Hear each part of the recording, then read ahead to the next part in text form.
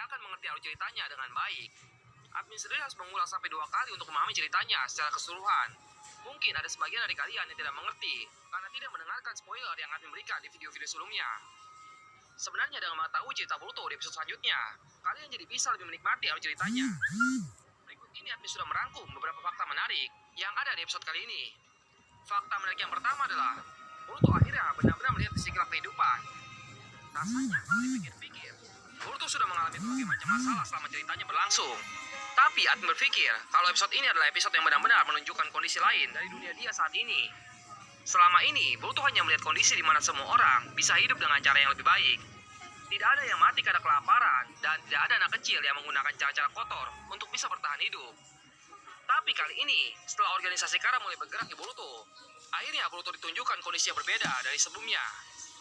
Dia sampai ke negeri yang tidak memiliki hukum sama sekali, karena tidak ada yang mengatur semua orang yang ada di sini. Semua orang bisa berlaku seenak mereka. Ada yang mencuri, ada yang membunuh demi bisa mencari uang. Mugino sempat menjelaskan kepada Boruto kalau di tempat mereka saat ini banyak anak kecil yang hanya bisa mencuri. Usia mereka lebih muda dari Boruto dan Sarada, tetapi mereka harus mencuri untuk bertahan hidup. Inilah yang disebut realitas negara kecil. Mugino sudah sering sekali melihat banyak tempat seperti ini saat dia menjalankan misi. Di sini juga ada pesan yang sangat dalam dari Mugino kepada Boruto. Ketika Boruto bertanya, kenapa ada orang yang menjual ikat kepala dari shinobi? Padahal ikat kepala itu adalah sesuatu yang jadi kebanggaan seorang shinobi. Mugino langsung berkata, kebanggaan tidak akan memberimu makanan. Orang-orang kesulitan untuk hidup di tempat ini. Tapi kalau kau punya uang dan kekuatan, kau bisa mendapatkan apapun. Kalau kalian perhatikan baik-baik di episode ini, maka kalian pasti akan berpikir sepertinya kisah hidup Kawaki akan dibuat lebih kelam daripada yang dilihat Boruto saat ini.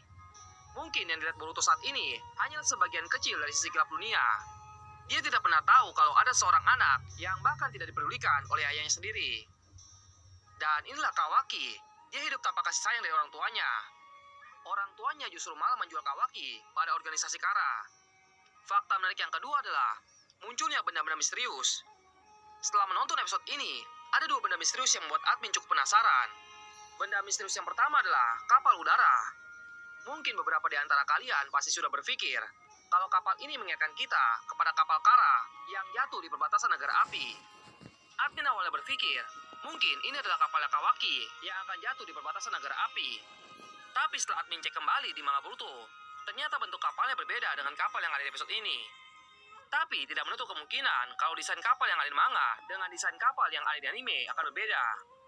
Jadi masih ada kemungkinan kalau ini benar-benar kapal Kara. Selanjutnya untuk benda yang kedua adalah batu kristal. Batu kristal yang ada di toko yang Boruto dan teman-temannya kunjungi mengingatkan admin dengan batu kristal milik Hokage ketiga. Ini dulunya adalah barang yang cukup misterius untuk admin, karena kita tidak pernah dijelaskan sama sekali bagaimana Hokage ketiga menggunakan batu ini untuk melihat keadaan di lingkungan sekitarnya. Contohnya, dulu saat Naruto mencuri gulungan rahasia, Hokage ketiga bisa melihat keberadaan Naruto melalui batu kristal tersebut. Fakta menarik yang ketiga adalah keberadaan sel Hashirama saat ini. Bagi kalian yang belum memahami sepenuhnya jalan cerita di episode ini, admin akan jelaskan lebih detail. Jadi, setelah teman Anato mengambil sel Hashirama yang dia temukan di tempat penelitian Victor, dia langsung pergi ke pasar gelap yang ada di negeri sunyi. Sel Hashirama yang dia miliki ini dibeli oleh seorang wanita yang kaya raya. Setelah dia mendapatkan uang yang banyak dari wanita itu, keberadaan teman Anato tidak diketahui lagi. Menurut si penjaga toko, kalau ada seseorang yang membawa banyak uang di negeri sunyi, maka itu sama saja seperti bunuh diri. Karena pasti akan ada banyak perampok yang mengincar dirinya. Dan perampok ini pasti tidak hanya mengambil hartanya saja, mereka juga akan mengambil nyawanya. Maka dari itu, dia menyimpulkan kalau teman Anato ini sudah dibunuh dan yang tersisa dari temannya hanyalah kartu identitasnya saja. Penjaga ini sebenarnya tidak tahu kalau yang sudah membeli sel Hashirama adalah seorang wanita kaya raya. Yang dia tahu adalah ada seorang pria kaya raya berada di negeri ini. Dan dia pun mengatakan kalau informasi yang dia berikan ini tidak tahu apakah berhubungan dengan orang yang sudah membeli sel Hashirama itu. Penjaga toko tersebut menyarankan agar Konohamaru mencari tahu pria kaya raya ini kepada para wanita yang ada di negeri ini. Mereka pun segera bergegas untuk mencari informasi ini dengan mengunjungi sebuah bar Tobari. Ini adalah bar favorit Jiraiya di era Naruto dulu. Ya, kalian pasti tahu isi dari bar ini apa. Dan kocaknya, si Boruto serta Sarada ikut masuk dalam bar ini. Mereka pun langsung bertemu dengan pria kaya raya yang disebutkan oleh si penjaga toko ini. Setelah berhasil menjadi pelapor, Boruto akhirnya mendapatkan kesempatan untuk mengetahui informasi lebih tentang sel Hashirama. Sayangnya langkah Boruto ini agak sedikit terhambat Karena ada anak laki-laki yang mencuri tas milik Kirisaki. Anak kecil ini sudah Boruto lihat saat Boruto pertama kali datang ke negeri sunyi. Dan kalau kita lihat-lihat, anak ini mengingatkan kita dengan trio Omega Kure yang dulu masih anak-anak. Boruto yang melihat anak kecil ini disiksa langsung mengambil tindakan penyelamatan dan mengajar si Kirisaki. Alhasil, Boruto mampu memukul telak Kirisaki, tapi perbuatannya ini terlihat oleh orang-orang di negeri sunyi. Mungkin karena kejadian ini, nantinya Boruto dan teman-temannya tidak akan mudah dipercaya oleh penduduk di negeri sunyi. Dan saat mereka dijebak oleh seorang yang mencuri Selasirama, akhirnya mereka dengan mudahnya dituduh sebagai orang yang jahat oleh para penduduk.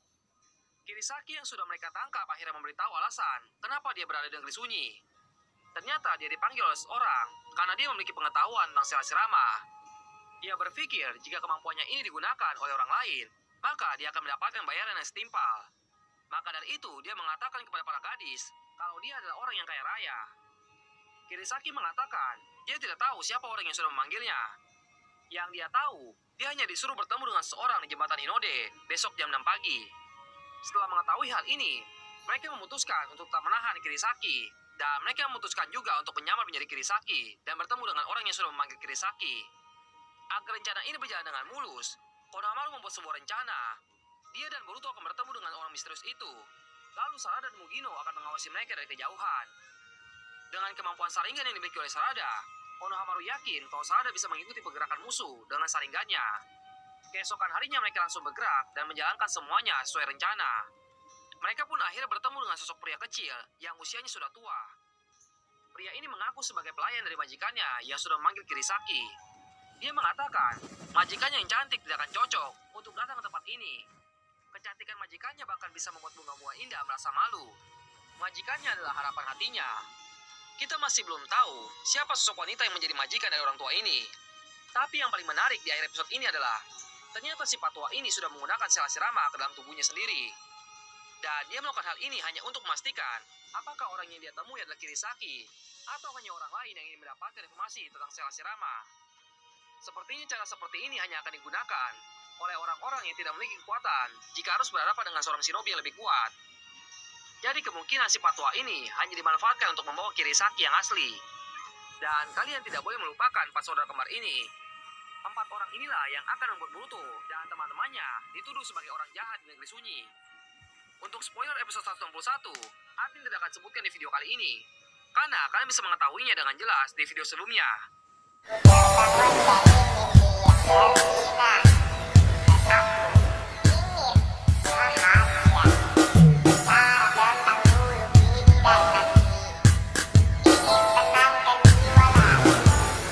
Ini